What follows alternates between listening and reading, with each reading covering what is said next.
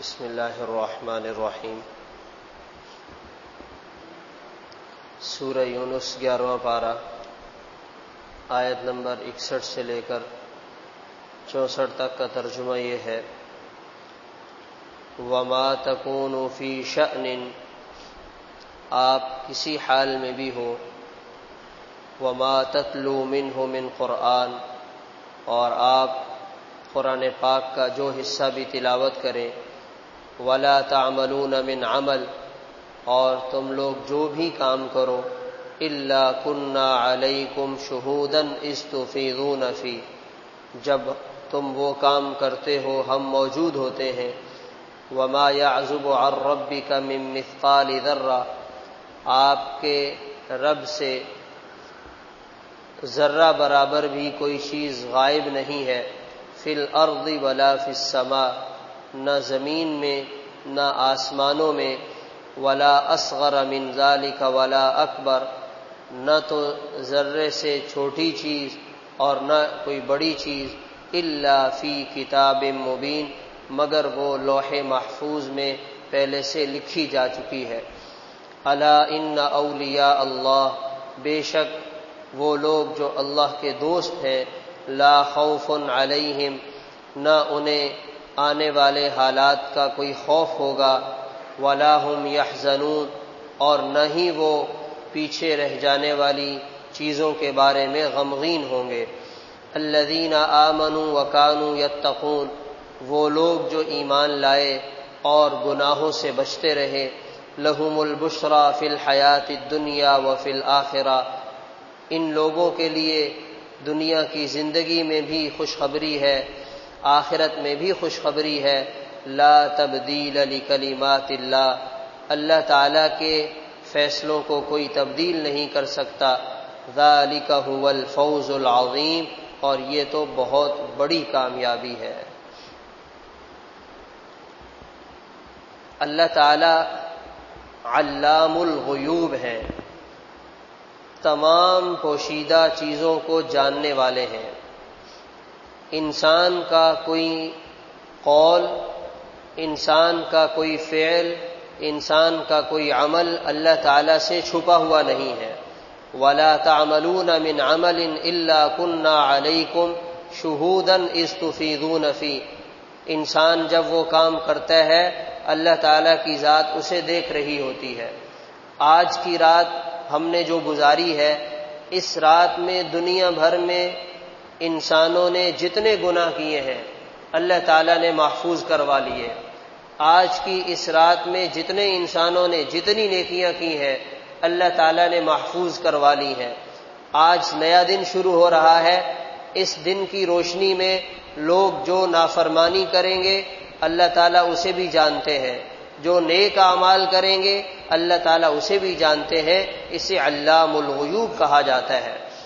ما یکون من نجوى ثلاثة الا هو رابعهم، تین لوگ اکیلے بند کمرے میں بیٹھ کر سرگوشی کرتے ہیں اور سمجھتے ہیں کسی چوتھے کو پتہ نہیں چلے گا، اللہ تعالیٰ فرماتے ہیں ہم موجود ہوتے ہیں۔ ولا خمسة الا هو سادسهم، پانچ لوگ بند کمرے میں بیٹھ کر رازداری کے ساتھ کوئی منصوبہ بناتے ہیں اور سمجھتے ہیں کسی چھٹے کو پتہ نہیں چلے گا، اللہ تعالیٰ فرماتے ہیں ہم موجود ہوتے ہیں۔ وَمَا يَعْزُبُ عَنْ رَبِّكَ مِن مِّثْقَالِ ذَرَّةٍ فِي الْأَرْضِ وَلَا فِي السَّمَاءِ، زمین کی تہ میں تحت الثریٰ میں کوئی چیز چھپی ہوئی ہے، آسمانوں میں کوئی چیز چھپی ہوئی ہے، اللہ تعالیٰ فرماتے ہیں ہم سے یہ پوشیدہ نہیں ہے اور ہم اسے خوب اچھی طرح جانتے ہیں۔ اور ساتھ ہم یہ بھی بتا رہے ہیں کہ ہم نے یہ سب کچھ پہلے سے لکھ دیا تھا کہ کون سا کام کس وقت ہوگا، اور یہ ہمارے حکم کے ساتھ ہوتا ہے۔ تو ہمیں اللہ تعالیٰ نے اپنی قدرت، اپنا علم، اپنی شان اور اپنا مرتبہ اور مقام سمجھایا۔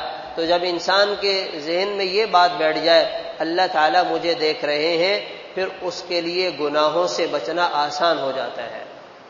آج لوگ کیمروں کے ڈر کی وجہ سے غلط کام نہیں کرتے، کسی بڑے کی موجودگی میں کوئی غلط کام نہیں کرتے، باس دیکھ رہا ہو تو کوئی خیانت والا کام نہیں کرتے، اللہ تعالیٰ فرما رہے ہم ان سب سے بڑے ہیں اور ہم تمہیں دیکھ رہے ہیں، تمہیں ہمارا ہی لحاظ کرتے ہوئے غلط کاموں کو چھوڑ دینا چاہیے۔ پھر فرمایا الا ان اولیاء اللہ، وہ لوگ جو اللہ کے دوست ہیں، انہیں نہ آنے والے حالات کا کوئی خوف ہوگا اور نہ پیچھے رہ جانے والی چیزوں کے بارے میں غمگین ہوں گے۔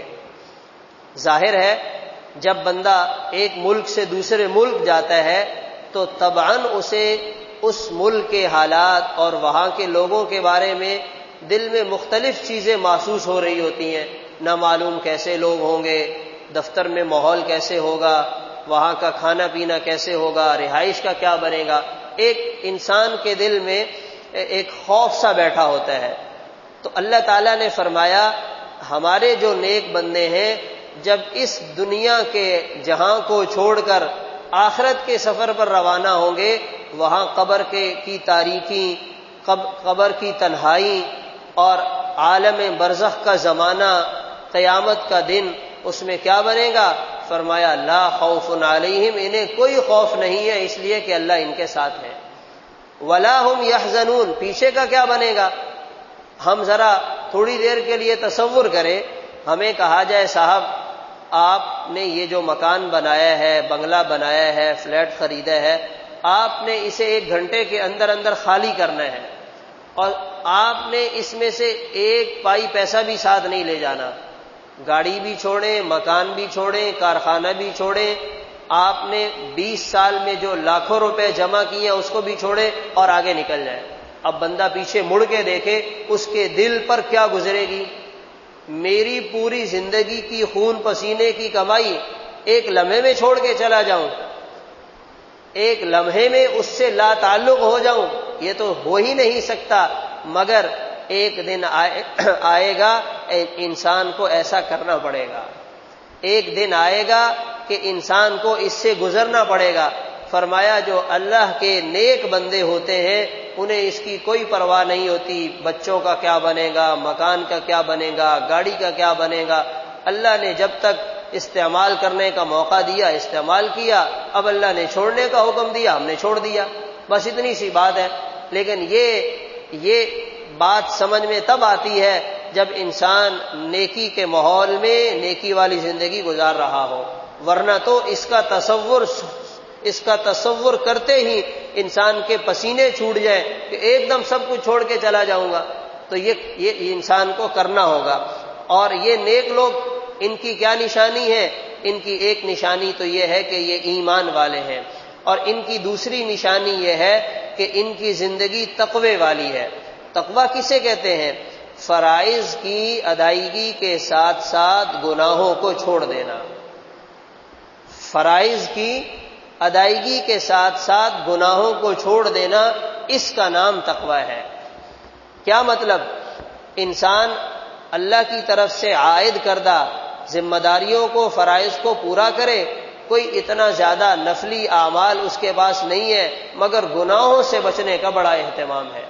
آج ہمارا مسئلہ یہ ہے، ہم یہاں فجر کی نماز پڑھیں گے، درس سنیں گے، تلاوت کریں گے، پھر باہر پارک میں جا کے بیٹھ کے غیبت کریں گے، مسجد میں آئیں گے، نماز پڑھیں گے، تلاوت کریں گے، گھر میں جا کے ٹی وی کھول کے بیٹھ جائیں گے۔ ٹی وی کھول کے بیٹھ گئے، آپ کچھ بھی نہ کریں، فرشتے خود بخود گناہ لکھنا شروع ہو جائیں گے۔ یہاں مسجد میں بیٹھیں گے، نماز پڑھیں گے، تلاوت کریں گے، باہر جا کے اپنی نگاہوں کو غلط استعمال کریں گے، تو پھر تقویٰ کہاں سے آئے گا؟ ایک بورا ہو، آپ اس میں چیزیں ڈالنا شروع کریں، نیچے سے سوراخ کر دیں، پوری زندگی اسے بھرتے رہیں گے، کبھی نہیں بھرے گا۔ تو ہمارے تقوی کا تو یہ حال ہے، ہم نے اپنے بورے میں بڑے بڑے سوراخ کیے ہوئے، یہاں سے نیکیاں ڈالتے ہیں وہ نیچے سے چلی جاتی ہیں، یہاں سے نیکیاں ڈالتے ہیں وہ نیچے سے ضائع ہو جاتی ہیں۔ تو اس لیے انسان اپنے آپ کو گناہوں سے بچانے کی پوری کوشش کرے، اگر گناہ ہو جائے فوراً اللہ سے معافی مانگ لے۔ اگر انسان کو کسی ایسے گناہ کی عادت پڑ گئی ہے تو تنہائی میں بیٹھ کے اللہ سے معافی مانگے، اللہ سے دعا کرے، یا اللہ یہ گناہ تو 10 سال سے میرے ساتھ چل رہا ہے، 20 سال ہو گئے میری جان نہیں چھوٹ رہی ہے، میری مدد فرمائیں، میری اس سے جان چھڑوائیں۔ کبھی کبھار انسان سے اتفاقاً گناہ ہو جائے، معافی مانگ لے، اللہ تعالیٰ معاف کرنے والے ہیں۔ لیکن اگر عادت پڑ جائے گناہ کرنے کی اور اس کے بغیر انسان کا کھانا ہضم نہ ہو تو یہ بڑی خطرے کی بات ہے۔ پھر فرمایا یہ جو تقوی والے، ایمان والے اور یہ ہمارے دوست ہیں، ان کو دنیا میں بھی ہم خوشخبریاں سناتے ہیں اور آخرت میں بھی ہم ان کو خوشخبریاں سنائیں گے، اور جو کامیابی انہیں ملے گی ذالک هو الفوز العظیم، یہ بہت بڑی کامیابی ہے۔ اب ہم دیکھ لیں کہ ہم اس کامیابی کو لینے کے لیے کتنی محنت کر رہے ہیں اور کہاں کھڑے ہوئے ہیں، کس قدر ہمیں یہ کامیابی حاصل ہوئی ہے۔ اگر ہم اسی راستے پہ چل رہے ہیں تو یہ اصل اور حقیقی کامیابی ہے، اور اگر اس میں ہمیں حاصل کرنے میں ہم سے کوتاہی ہو رہی ہے تو اس کوتاہی کو دور کرتے ہوئے اس راستے پہ چلنے کی کوشش کرنی چاہیے۔ اللہ تعالی عمل کرنے کی توفیق عطا فرمائے۔ اللہم صلی